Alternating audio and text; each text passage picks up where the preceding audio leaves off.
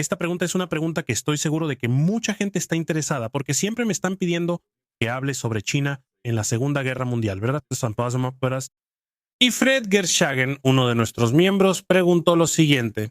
Oye, Julio, ¿China utilizó material bélico de Estados Unidos como aviones en su defensa contra Japón?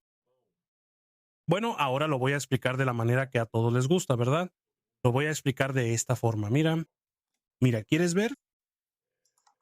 Todavía lo dejé aquí para que vean que China en realidad fue el cuarto mayor beneficiado por el Lend-Lease. Mira, Imperio Británico, Unión Soviética, Francia Libre y China, ¿verdad? Con 1.627 millones de dólares justo antes de Brasil.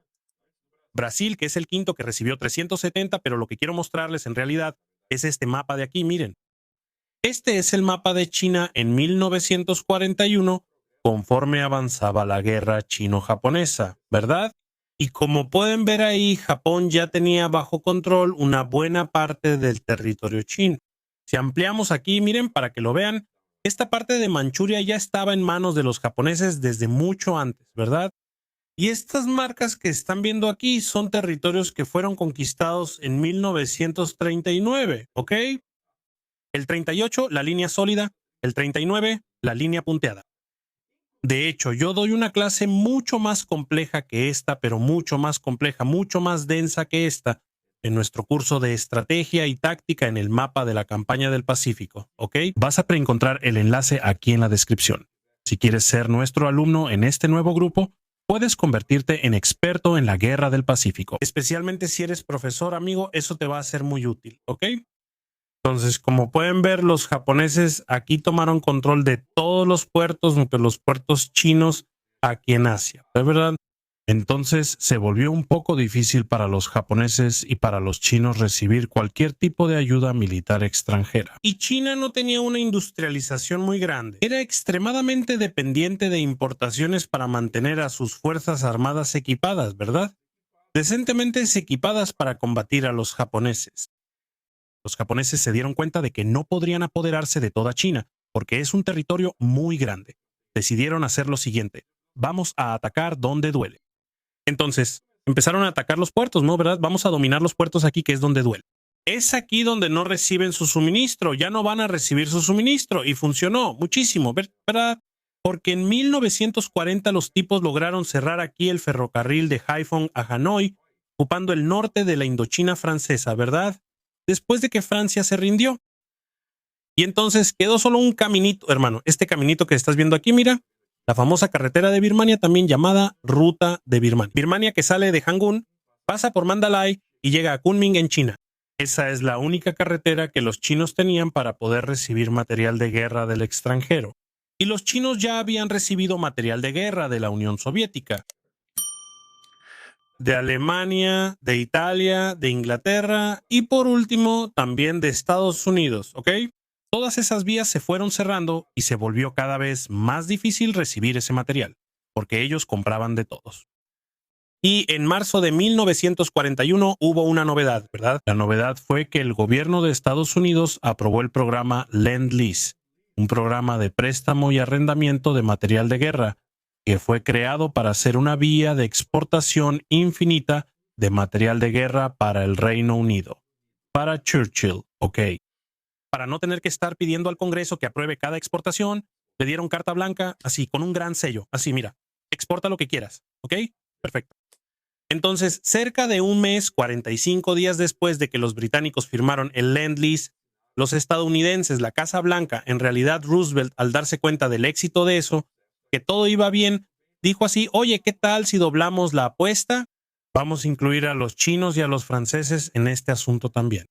Entonces, a finales de abril, principios de mayo de 1941, China firmó el Lend-Lease con los estadounidenses, amigos. Y entonces el puerto de Yangon, aquí mira, en la Birmania británica, están viendo aquí, mira, Yangon, amigo. Yangon se convirtió en el único puerto capaz de abastecer a toda China. El único, imagina eso. Hay un pequeño problema, ¿verdad? Pequeño problema. Algunos cargamentos pues ya habían llegado a China y al interior de China aquí. Ya habían llegado a Birmania y al interior de China aquí. ¿De qué trataban esos cargamentos? Sí, blindados, ¿verdad?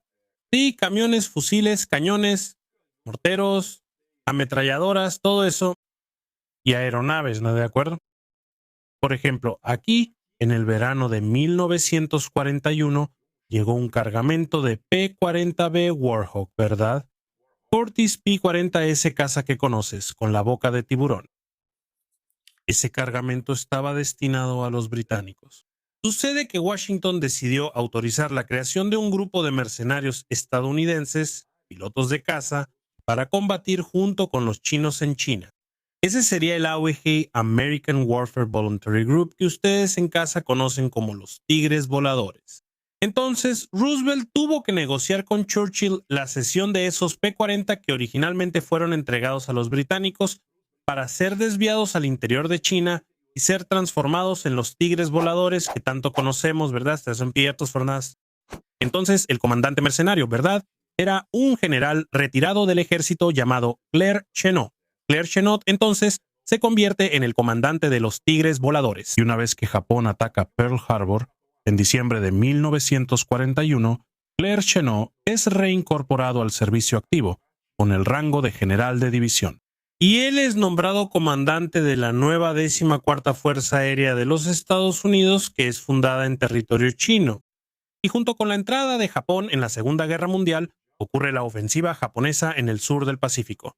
En abril de 1942, ¿qué hacen los japoneses? Ellos toman aquí, mira, Birmania, expulsan a los británicos y a la fuerza expedicionaria china que se encontraba aquí arriba en el país, ¿verdad? En el norte del país, comandada por José Steele.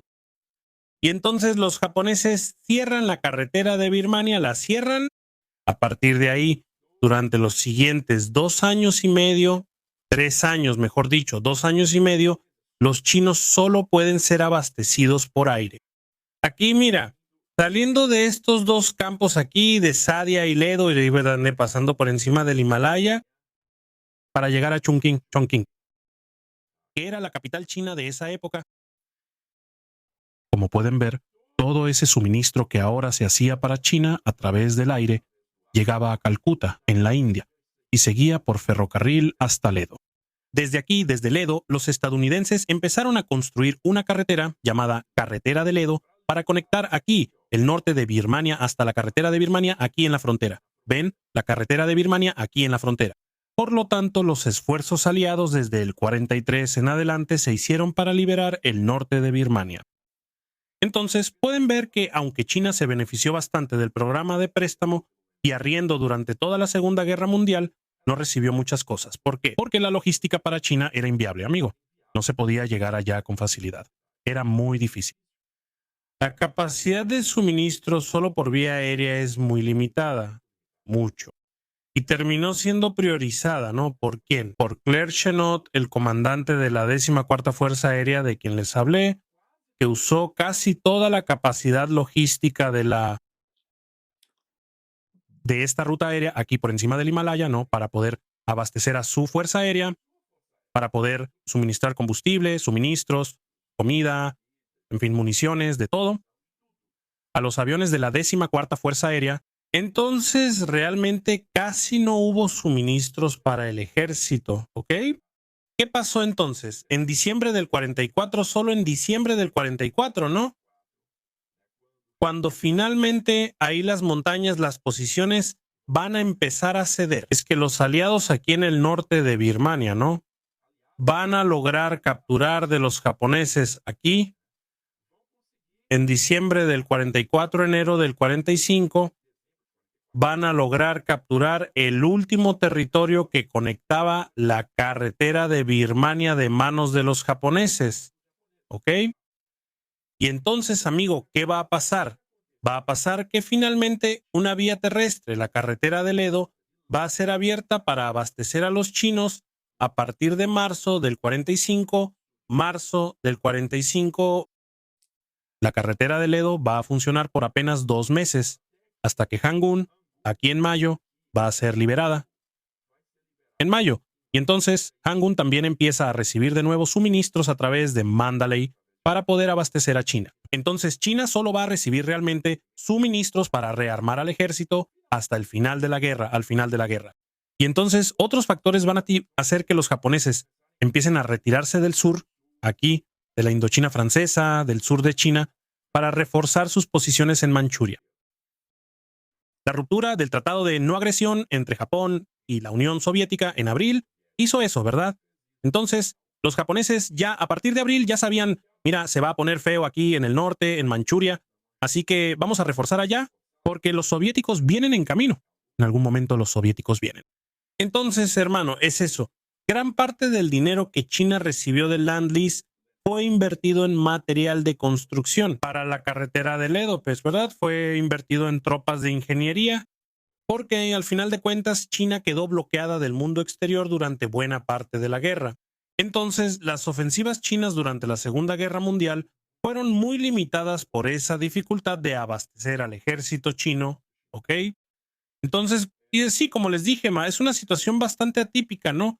China recibe mucho material estadounidense y va a seguir recibiéndolo hasta 1946, por cierto, pero no hace mucho uso en combate de ese material estadounidense. Y buena parte de ese material estadounidense va para abastecer a la Fuerza Aérea, la 14ª Fuerza Aérea, que trabaja junto con los chinos dentro de China. Y si te gustó saber eso y quieres saber más, aún más sobre historia militar, tienes que comprar mi libro O Átomo como Arma, que te va a contar todo sobre la creación y el uso de las bombas atómicas en la Segunda Guerra Mundial. Incluye, de hecho, una bellísima parte de la Guerra del Pacífico. Aquí, ¿verdad? Al final, con los B-29 como protagonistas. Este libro está a la venta en la tienda de Wiclab por el enlace en la descripción y por el código QR en la pantalla. Pero si quieres tu copia firmada aquí, con dedicatoria para ti, solo tienes que mandar un correo aquí a saladeguerra.gmail.com con tu código postal para que yo calcule el envío.